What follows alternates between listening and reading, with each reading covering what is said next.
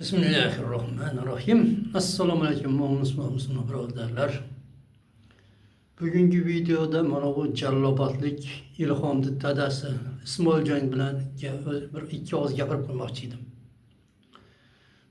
Ismoiljon bundan ikki yarim yil avval uchrashgan edik. O'shanda farzandingizni o'sha nimaga kafega ishga qo'yib ketgan edingiz. O'sha farzandingiz bilan birga bo'lib qoldik. Sababi u ham menga o'xshab ana shu Allohni rozi qilaman deb chiqib shunaqa qamalib qolgan. O'sha kamerada o'tirgan, birga o'tirgan ekanmiz, lekin bizni alohida kamerada ushlagan uchun ko'rmaganman. Shu farzandingiz bilan birga bo'lib qolib, farzandingizdan juda katta ziyon tortib qoldim. Men endi mana bu muhojirman. Mana bu nimada Turkiyada yashaganimda o'sha yerda ish topib bor edi. Qandaydir nimadan yengilroq ish bo'lsa ham qilib, ozroq oylik bo'lsa ham olib o'sha bilan tirikchilik qilib tursam bo'lardi. Hozirgi mahalda mana men bu yerga kelib qoldim. Bu yerda hech qanaqa ish yo'q, boshqa yo'q. O'shanda farzandingiz juda bir iblisdan ham o'tib ketgan ekan, adashdi, odamda adashdi. Meni shunaqa qilib aldab $4000 olib qo'ydi. Uni endi qanaqa qilib nima qiladigan desangiz, qanday 4000 ni berib yubording desangiz, farzandingiz shunaqa ishontira olar ekanda.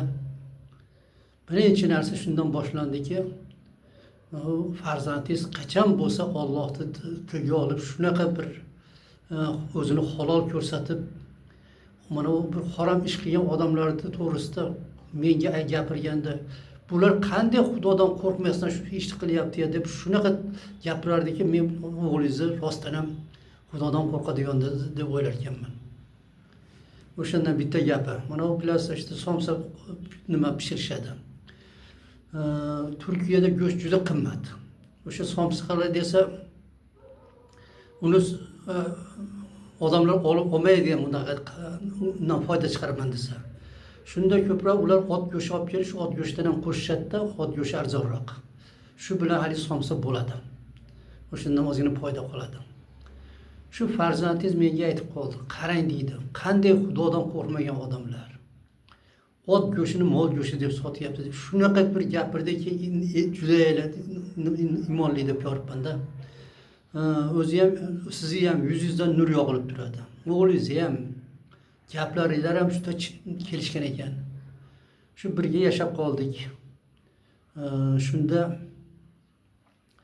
mana u menda ozgina pul oshib qoldi. Sababi o'sha o'g'lim kelib kvartirani olib bergandan keyin, kvartirani pulini to'lab ketgandan keyin menda ozgina pul oshib qoldi. Shunda bir ayol nimada eri o'tib ketgan, lekin o'zi yaxshi nima ekan, chevar ekan, bola chaqalarini juda yaxshi boqib turar ekan, hamma yetarli ekan, allergiya bo'lib qoldi, mashinada tikolmay qoldi. Shuni xabari menga kelib qoldi. Kelib keyin shunaqa o'g'lingizga aytdim. Shunaqa bir ayol shunaqa bo'lib qolibdi. Menda ozgina pul bor. Birorta bir savdogardan tanishingiz yo'qmi? Shu mana $1000 berib qo'ysak-ku, o'sha savdosiga qo'shib ishlatib tursa, o'shandan chiqqan foyda qancha chiqadi? Bir $50 chiqadimi bir oyda? Yo undan ozroqmi, ko'proqmi chiqsa, o'sha ayolga berib tursa, hozir shunaqa bo'lib qolibdi, yaxshi bo'lar desam, menda tanishim bor. O'sha tanishimga nima qilaman, pulingizni berib beraman, darrov yaxshi odam. U haligacha nimalarni sotib, hali yosh bolalarga ziralar bo'ladi, arzon shularni sotadi. Deydi, undan keyin o'sha yonimda $500 bor edi, shuni beribman. Shunda qarang, shundan foyda chiqadi, hali ayolga foyda beradi deb o'tiribman-da. Keyin haligi nimaga kvartiraga o'g'lim o'zi pul to'lab turadigan bo'lib qoluvdi, menda pul oshib qoldi. Shunda shu pulingizni menga berib tursangiz-u, men ishlatib tursam, so'raganingizda beraman desa, berib qo'yibman. O'sha berib qo'yibman, berib turdim. Har oylikda o'zi men bor yo'g'i $400 oylik olaman. Sababi menga yengil ish berishgan, oyligi oz.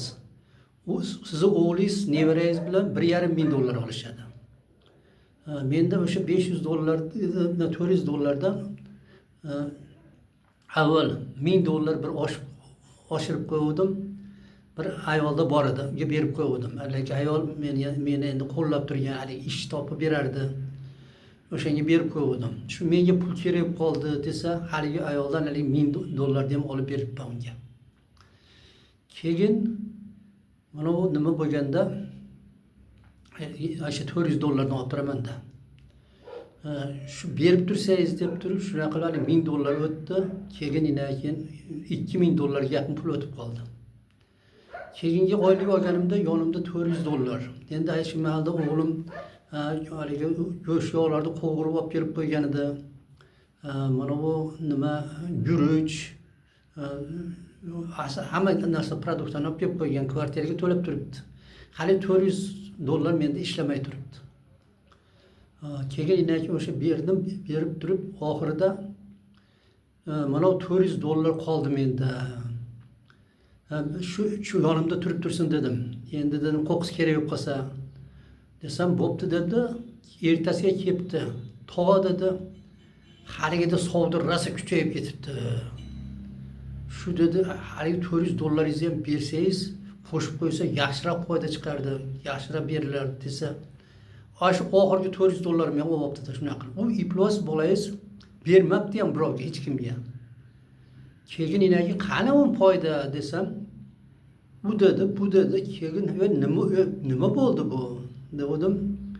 Haligi bola dedi, xizmat tahrir ekan. Uni qamayman degan ekan, uydan qochib ketib qoldi. Ati nima? Atini aytmaydi. Yo bir qarindosh urug'ini ayting, yo bo'lmasa so'raylik desam, yo'q. Keyin bilsam, farzandingiz uni bergan emas ekan, unaqa odam ham yo'q ekan. Shu farzandingizga ishondim ekan. O'sha mahalda meni nimaga polis kelib qidirib qopti dedi, farzandingiz. Bo'lganmi, bo'lmaganmi? Shuning uchun ketib qolay dedim bu yerdan. Sababi meni dokumentim chataq edi. Ushab ketadigan bo'lsa, nimaga jo'natsa, Qirg'izistonga meni qamab tashlaydi.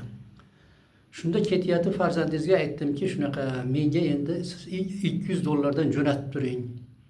Mana shu nima bo'lib, shuni jo'natib turingizam bo'pti dedi. Ketdim, ketayotib o'g'lingizga aytdim, shunaqa $200 yetmay qoldi yo'lga. $200 berib turing desam, yo'q dedi, iloji yo'q deydi. Bermadi hali $200.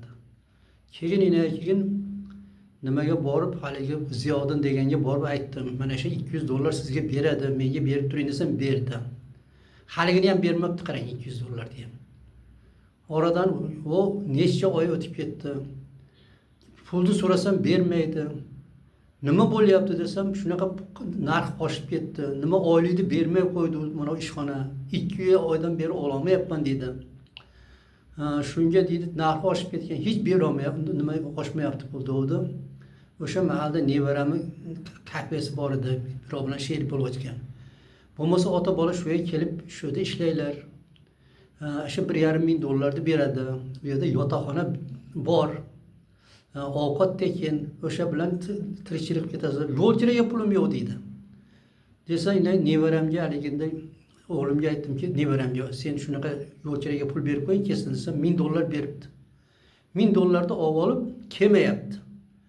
Nimaga kelmayapsan desam, aytadiki, mana bu deydi, bilet olib samolyotga chiqsak $5000 yoningda bo'lmasa nima ekan, chiqarmas ekan deb shu qoldirib qo'ydi. Biletga ham kuyib qoldim deb turibdi.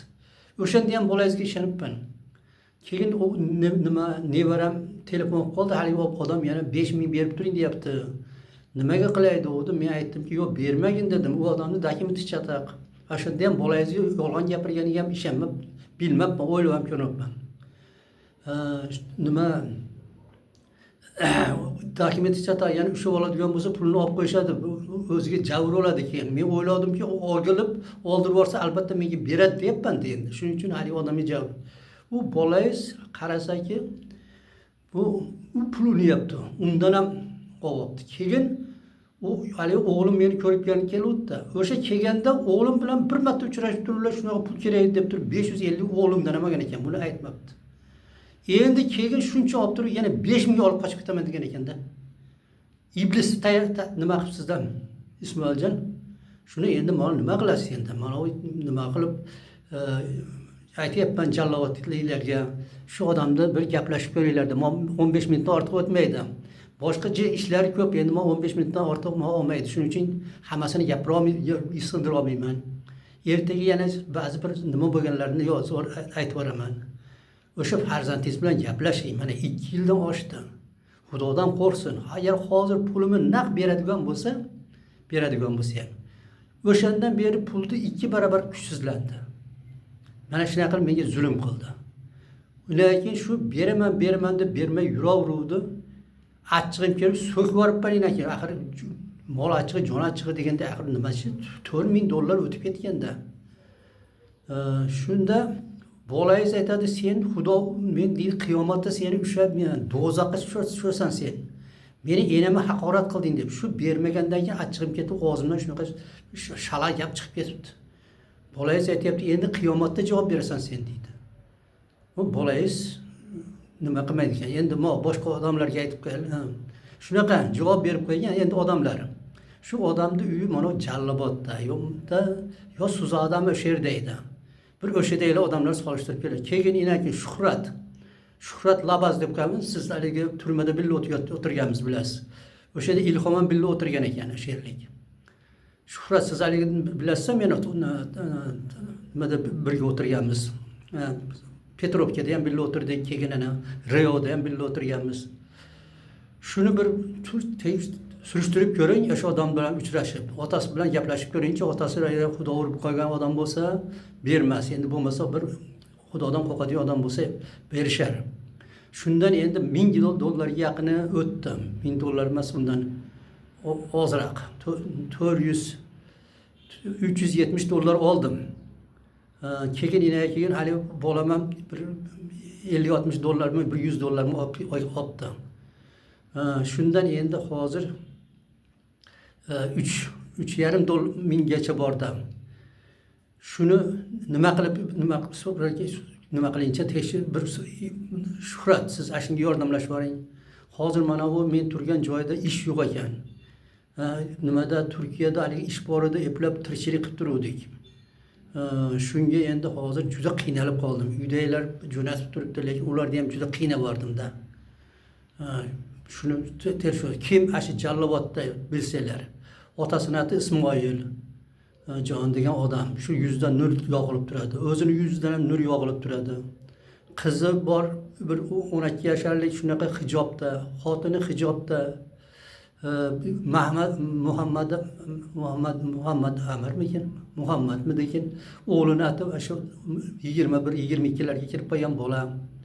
Shuni taniydigan odamlar bo'lsa bir surishtirib, shu bir qari odamni narsasini bergin endi, buyog'ini toza rasvo qilsan endi. Hozir bersang ham yarmini narxi, yarmini yo'qotgan pulni bir aytib qo'yinglar shu odamlarga. Shu endi Xudodan qo'rqadigan bo'lsa berib qolar. Hozir endi mana bir hech ishlaydigan joy yo'q ekan bu yerda. Bilasizlar endi bu nima musofir joydaman. Shunga odamlar shu bir yordamlashib boringlar-da. O'sha Ilhom, dadasining oti Ismoiljon, o'g'lining oti Muhammad abim shunaqa. Yana bitta o'g'li bor, bilmayman, bitta kichkina bir o'g'li bor. Shunga bir yordamlashib borsanglar odamlar. Assalomu alaykum va rahmatullohi va barakatuh.